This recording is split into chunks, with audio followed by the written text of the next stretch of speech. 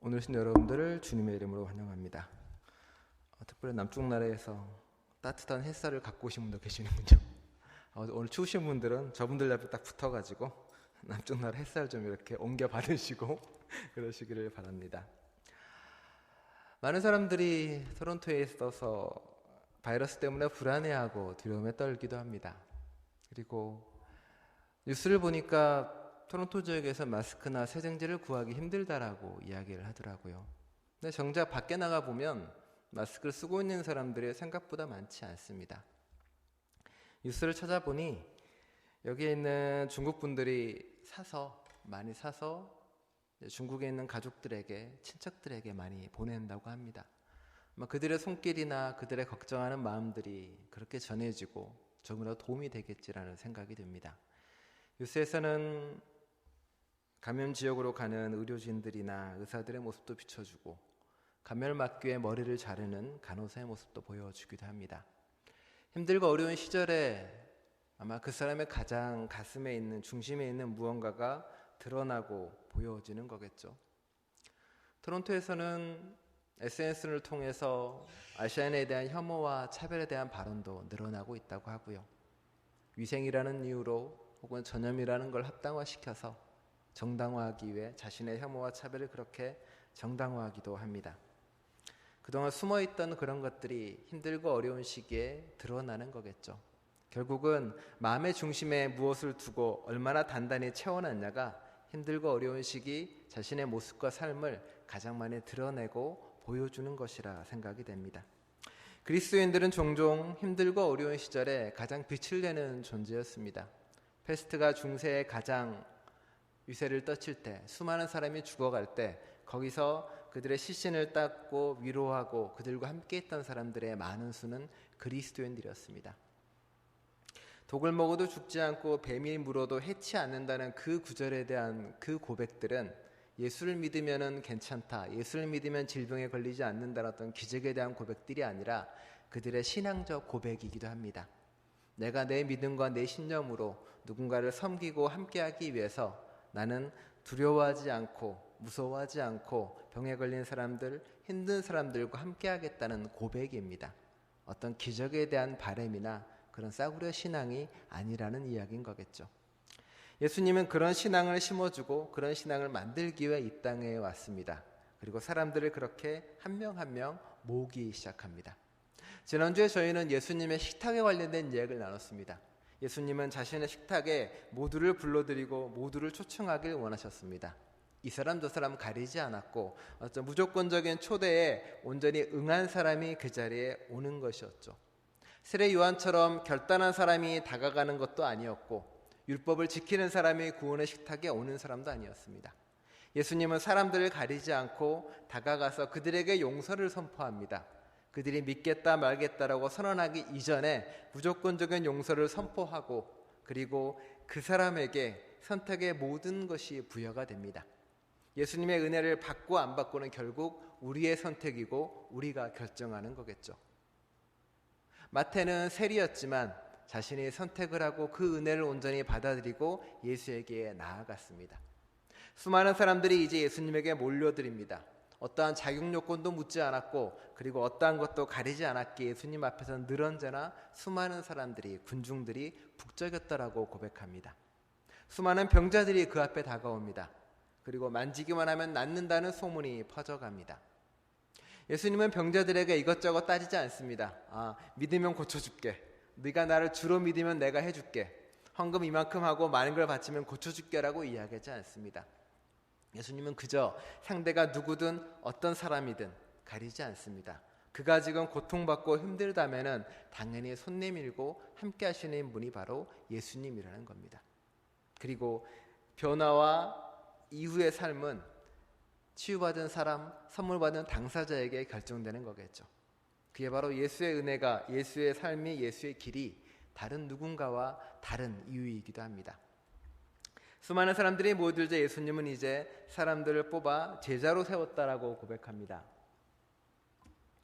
동일하게 이렇게 나옵니다. 수많은 사람들 중에 제자를 불러 모으고 예수님은 산에서 그들과 함께합니다.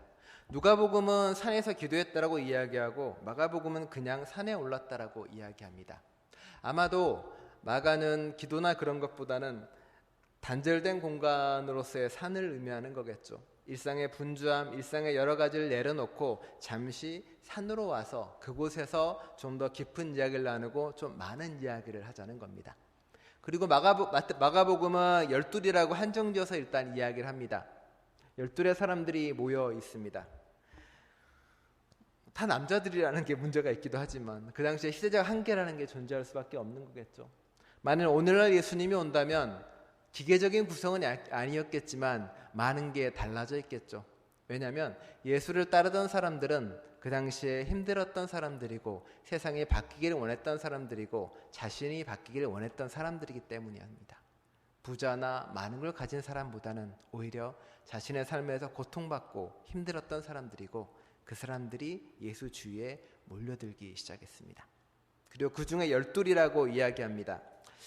마가복음은 특별히 열둘이라고 한정진 이유는 정말 제자의 숫자가 열둘이라기보다는 아마도 12지파를 상징하는 의미에서 열둘이라고 했을 겁니다.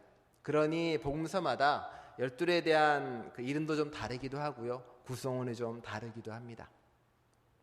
12명의 제자를 이렇게 먼저 마가복음은 이야기를 합니다. 그리고 그들과 함께 새로운 세상을 그리고 새로운 꿈을 이루기 위해 한 발자국 더 나가려고 노력합니다. 예수님의 제자 면면들을 보면은 되게 다양한 사람들이 그곳에 모여 있습니다. 제베데 아들 야고보의 동기 요한, 수많은 사람들이 그곳에 있었는데 그 중에 베드로나 그 4명의 사람들은 어부였습니다. 어부로 살았던 그들은 당연히 헤롯 안티파 시대 가장 취약계층이기도 했습니다. 물고기를 잡으면 거기다가 세금도 많이 부여했고 그 물고기를 헤롯이 소유하고 있는 염장 처리하는 것에다가 싼 값에 넘겨야 했습니다.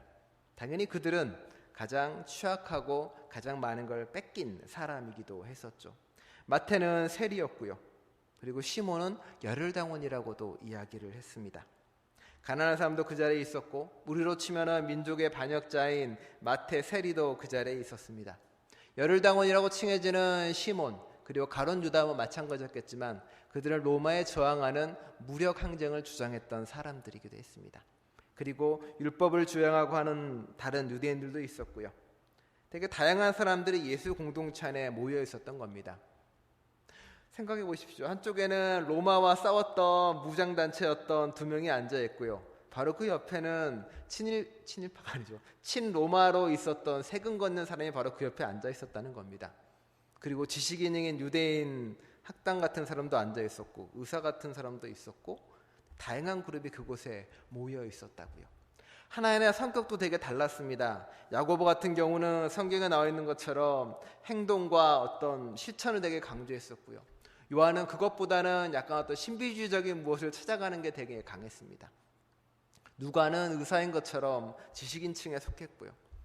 다양한 모습들의 사람들이 예수 안에 모여가지고 그들의 공동체를 그들의 것을 살아가고자 노력했다는 겁니다.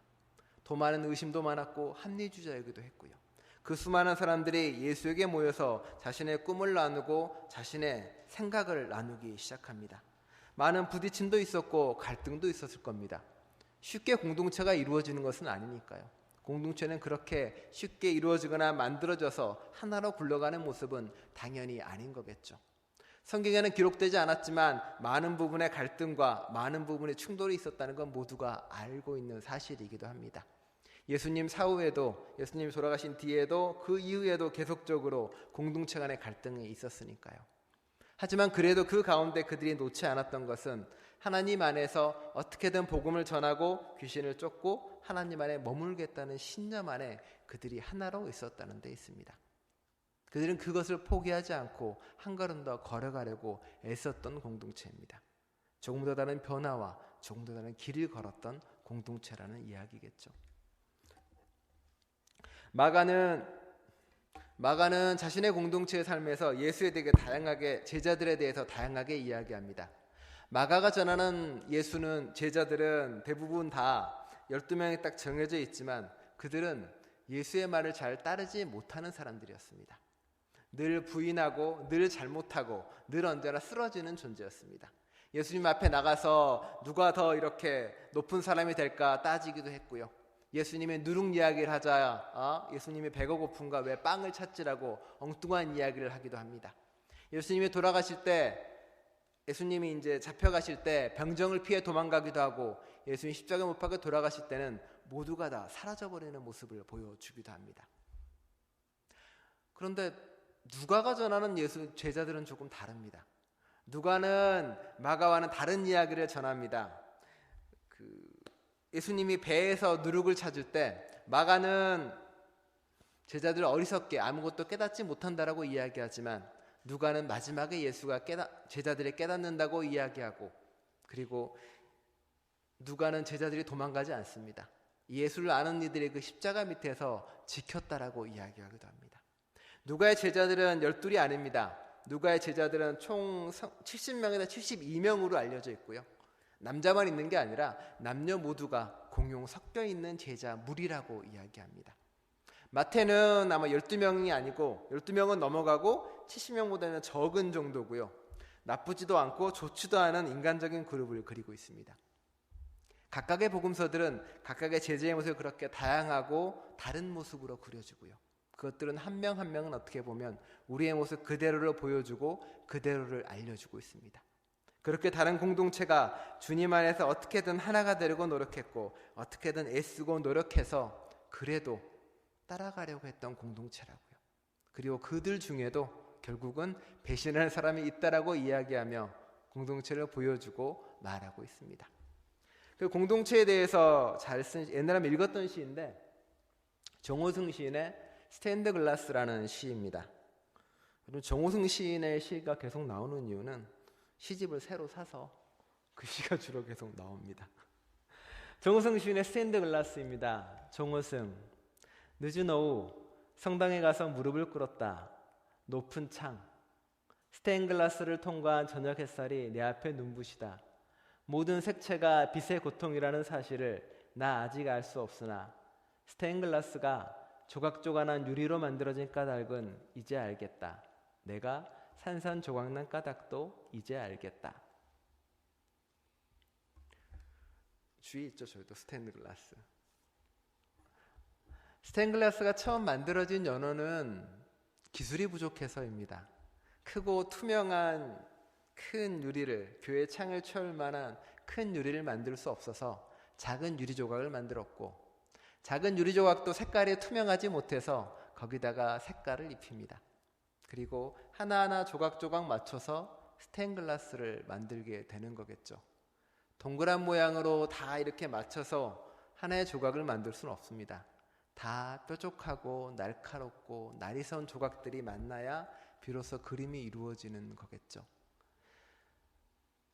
색이 빛의 고통이라는 건 어떤 의미일까요? 아마도 우리가 보는 빛은 모든 걸 통과하고 어떤 건 부딪히고 꺾여 나온 것이 우리 눈에 색깔로 보이는 까닭이겠죠. 통과되지 못하고 부딪혀서 꺾인 것이 그 색깔의 아름다움으로, 다양성으로 보이는 것처럼 정호승 시인은 공동체가 그리고 하나의 무리가 결국은 그렇게 서로 날선 것들이 날이 만나고 부딪히고 깨져가며 만들어가는 것, 그게 공동체라고 고백합니다. 성서에서도 그게 바로 공동체라고 이야기하고요. 정호승은 이 산산조각을 가지고 또 다른 시를 하나 적었습니다. 산산조각 정호승. 룸비니에서 사온 흙으로 만든 부처님이 마룻바닥에 떨어져 산산조각이 났다. 팔은 팔대로, 다리는 다리대로, 목은 목대로, 발가락은 발가락대로 산산조각이나 얼른 허리를 굽히고 서랍 속에 넣어두었던 순간 접착제를 꺼내 붙였다. 그때 늘 부서지지 않으려고 노력하는 불쌍한 내 머리를 다정히 쓰다듬어 주시면서 부처님이 말씀하셨다. 산산조각이 나면 산산조각을 얻을 수 있지. 산산조각이 나면 산산조각으로 살아갈 수가 있지.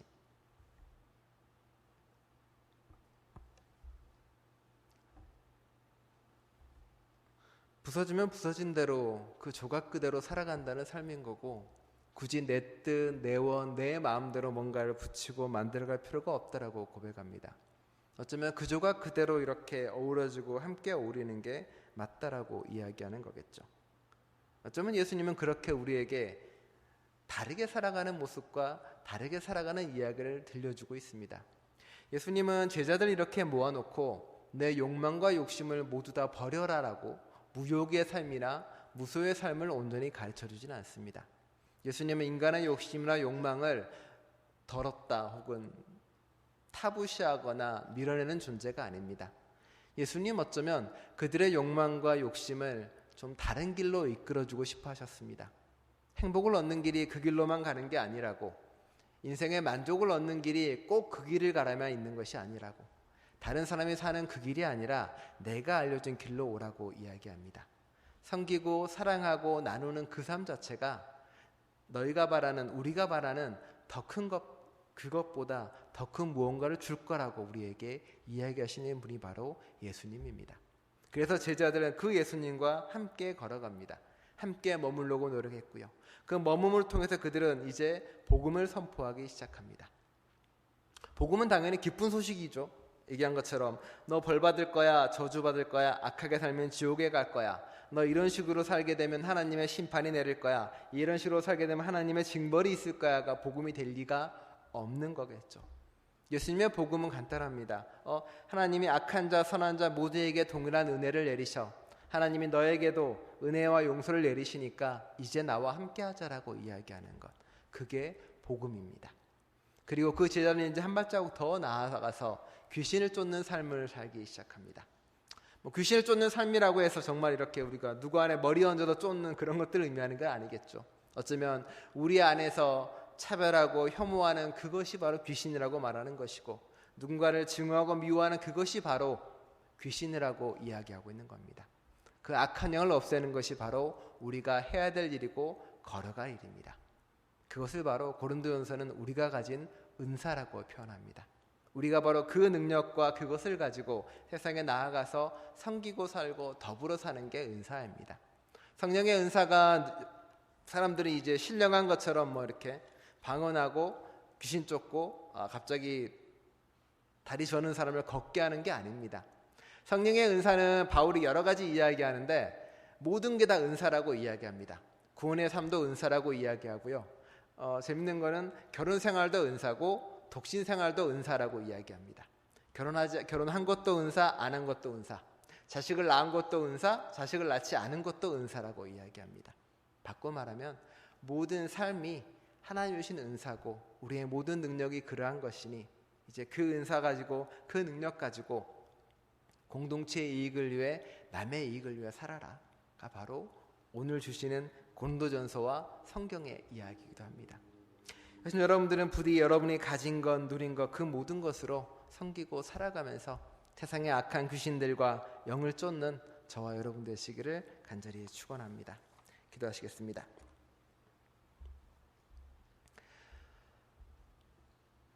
예수님은 제자를 부르십니다. 아마 수없이 많은 사람을 불렀을 것이고 수없이 많은 이들에게 손을 내밀었을 것입니다. 하지만 누군가는 거부하고 누군가는 뒤돌아서며 주님 앞에 온전히 온 사람이 그 수가 12이었을 거거나 더 많았거나 혹은 70이 넘은 숫자였을 수도 있을 것입니다. 그 모든 사람은 예수님과 더불어 살아가며 예수의 꿈에 물들고 예수의 삶에 물들어갑니다. 자신이 바랐던 꿈과 욕망과 자신이 원했던 것들이 자신들의 방식이 아니라 예수의 방식을 통해 이루어질 수 있을 거라는 확신과 믿음을 가지게 됩니다. 그리고 그 믿음의 은사를 가지고 그 확신의 은사를 가지고 세상으로 나가 복음을 전하고 귀신을 쫓는 능력을 행합니다. 우리 또한 그런 제자가 되기를 간절히 바랍니다. 예수는 여전히 우리를 제자로 부르시고 함께하자고 하십니다. 그런 제자의 길로 걸어가는 저희가 되겠습니다. 함께하여 주옵소서. 예수 그리스도의 이름으로 기도드립니다. 아멘.